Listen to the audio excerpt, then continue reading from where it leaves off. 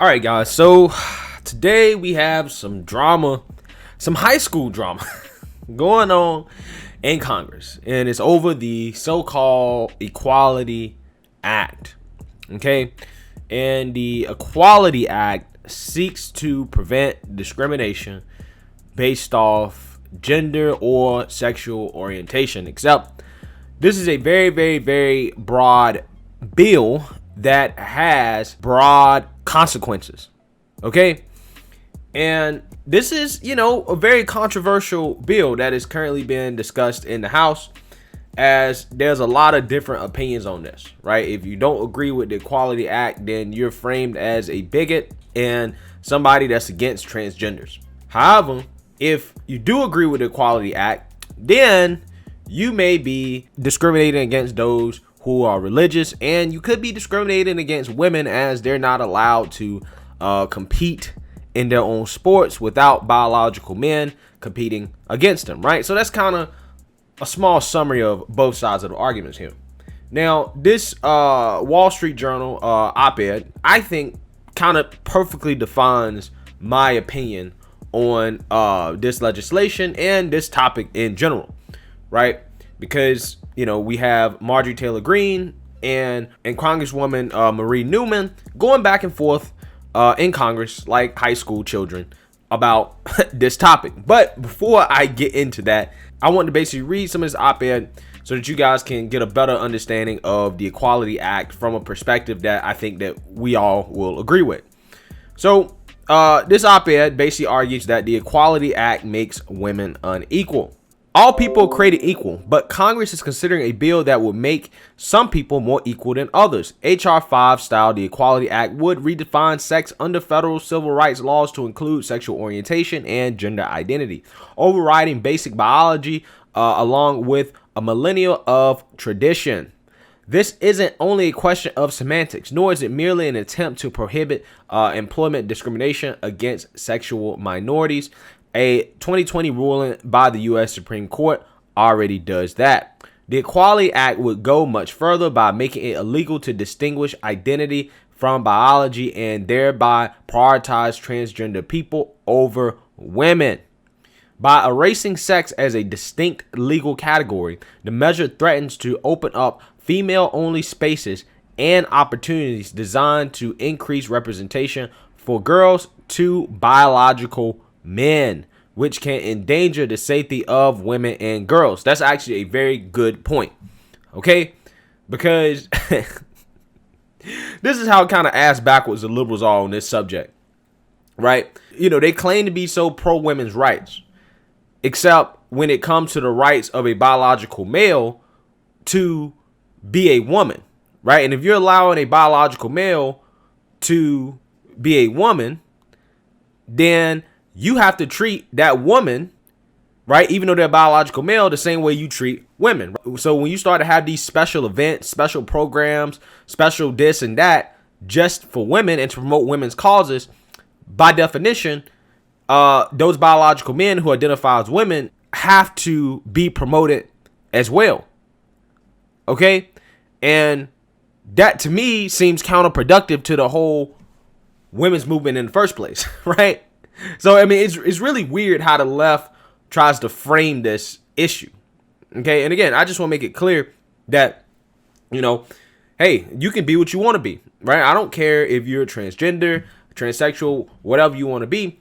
I just believe that our society should be organized based off of biological sex. Now, if you want to be transgender, do whatever. I don't care, right? You're 18, do whatever you want to do, right? That's my opinion, right? I'm a libertarian on this issue for the most part.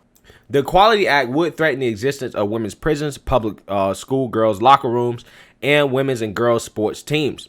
Again, this is one of the main crux of the conservative argument against this is that, listen, as a parent, we don't want men competing with our girls in sports because men have biological advantages even after, they get the operation, the sex change, whatever, right? There's still innate biological advantages that those transgender women still have over biological girls, right? Not only that, a lot of people are uncomfortable with the idea of so-called transgender women being in the same locker room with girls who are getting undressed, right? I mean, because to me, I see that as an opportunity where somebody could say, well, I identify as a woman, and they may not necessarily believe that, and they may use that as an opportunity to go inside of women's locker rooms. Now, I'm not saying that that's what happens. I'm not saying that that's something that happens a lot. Obviously, that's not something that happens a lot, but I'm just saying this type of stuff where we're trying to organize society based off whatever people want to be, it's a slippery slope, okay? Because I can imagine that moving forward in the future, and I actually should have covered a story about this, moving forward in the future when you have all these programs and society is being so pro-black now, a lot of people are going to be like, why can't I identify as a black person? Okay, because if biology doesn't matter, and what matters is what I want to be, what I think I am, what I think my brain is programmed to be, because that's the argument. Well, it's a male body and a female brain, right? For example, if I say, well, I'm a white person, but I'm black in the brain, right? Or I grew up, in a black neighborhood. I want to be black. I should identify as black. What's stopping them? What's stopping them? How would you complain about it? Because you've opened the door for people to just be whatever they want to be, as long as they say, well, this is what I identify as. It would limit freedom of speech, freedom of association, accurate data collection, and scientific inquiry. It would threaten the rights of physicians who doubt the wisdom of performing life-changing reproduction limiting procedures, and parents who seek to protect their minor children from such treatment. This isn't hyperbole. Similar state laws have already resulted in such harm in California. Catholic hospitals have faced lawsuits for declining to perform life-altering gender affirmation surgery. In September 2016, in Connecticut, 2 biological male athletes won a combined 15 girls state championship races, allegedly taking opportunities for further competition and scholarships from female winners. In June 2019, Alaska's Equal Rights Commission opened an investigation into a women's shelter after it turned away a biological male. In September 2019, H.R. 5 would impose the most extreme form of these laws on the whole country. Yeah, and that's my biggest issue with this, right? Is I think that in our ideal world, obviously people not discriminating against, transgenders or people based off of their sexual orientation, right? In the ideal world, okay? But I think that this goes further than that, because by allowing people just to identify by whatever they want, then again, you open up the doors to a lot of other issues that are going to need to be solved, right? You think you're solving one problem, while at the same time, what you're really doing is you're just opening up the door to more problems, because now you've stopped the discrimination against transgenders, but you've opened the door for discrimination against biological women, okay? And also biological males too. You also get discrimination against biological males too. So that's enough of that. But let's take a look at the response, right? Let's take a look at what's going on in Congress. So we have Congresswoman Marie Newman, whose child is transgender, right? And she decided it would be a good idea to hang a flag, a transgender flag, outside of Marjorie Taylor Greene's office. Okay? So she can look at it every single time she opens her door. Because MTG argued on the floor against this bill, right? She tried to block it. Obviously, she wasn't for it. And obviously, this kind of hit a nerve with Congresswoman Marie Newman. So, in response to that, MTG decides that she is basically going to do the same thing and put up a sign that says there are 2 genders, male and female. Believe the science. Oh my God. So in today's time, it is now become popular to hop on MTG and give her shit anytime she does anything at all. So, hopping on the train is Adam Kinzinger, who's a representative, who's anti-Trumper. He's in the GOP, he's a Republican.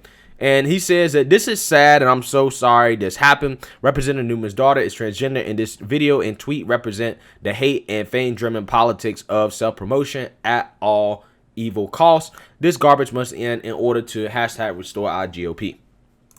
All right. So what are my thoughts on this, right? Obviously, you guys know my thoughts on the Equality Act.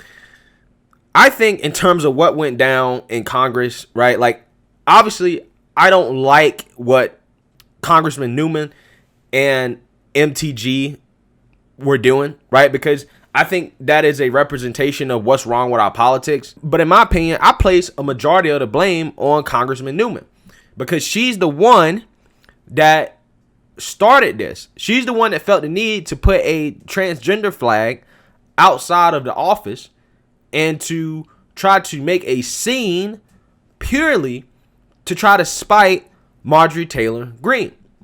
Okay?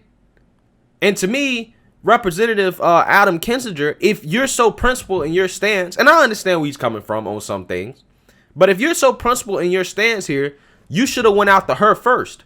Why are you defending her for doing something that was childish in the first place? Okay? Now, obviously, I think Marjorie Taylor Greene responding to it in the way she did, I'm not necessarily a fan of it, even though I think it's funny. I'm not necessarily a fan of it because, again, I think it represents what's wrong with Congress, right? It seems like Congress has become a high school, right? And it's more high school than it is, working adults who are trying to solve the problems of our country. So my advice to Marjorie Taylor Greene is that, the same advice I gave to her when it came to dealing with Cori Bush. Sometimes you got to step back and don't get involved with the drama, right? Don't get involved with the silly stuff because right now the target is on her back. Everybody's going after her, GOP and Democrat. And I understand what she's doing. She's standing up for a lot of the beliefs that a lot of people in this country believe. However, she can do that through legislation. She can do that through her vote. She doesn't need to stoop to the same level that the Democrats are stooping to when it comes to this type of social media promotion. Because at the end of the day, they're going to come after her more than they're going to come after Congressman Newman because everybody's going to have guilt tears because her daughter is transgender, right? Everybody's going to automatically think that she's in the right. But obviously to me, right, to the unbiased eye, and I could be biased to a certain extent, but I just think it's pathetic that Congressman Newman would do something like this. Why is this even like, again, you're politicians, okay? Why do you need to get on social media and to try to go back and forth with Marjorie Taylor Greene? For what? Why? What purpose does that serve? None whatsoever. And again, and Congressman Kinzinger, who is not going after her for starting this whole thing, it makes me feel like at this point, you're not principled in what you're saying because at first you try to say, well, I'm principled. I'm against Trump because he doesn't align with what I feel conservative values are. And he thinks that Trump is destroying the party. Now, if you feel that way from a principled perspective, that's fine. But this right here shows that you just have a beef with the Trump portion of the Republican Party. You're not actually really principled in the things that you believe because if you was principled, you would have went after Congressman Newman for starting this whole thing because there was no reason for her to put up that flag and to post on social media just to try to troll Marjorie Taylor Greene. Because what purpose does that serve? What purpose does that serve? Because what they did was essentially the exact same thing. Exact same thing. Except Congresswoman Newman started it. It's the exact same thing. So, again, like I said, man, I'm not a big fan of what either of them did. However, again, my main takeaway here is that for Marjorie Taylor Greene, I really think that she needs to stop doing these back and forths with these Democrats. She just needs to focus on the legislation, focus on her vote, focus on doing her job, right? And I think that things will work out a lot better for her and that she would take some of the attention off of her because, quite honestly, she definitely needs to start taking some attention off her and just focus on the legislation, okay? So let me know what you guys think. Make sure you like, comment, and subscribe. Most importantly, share a Black conservative perspective. Peace.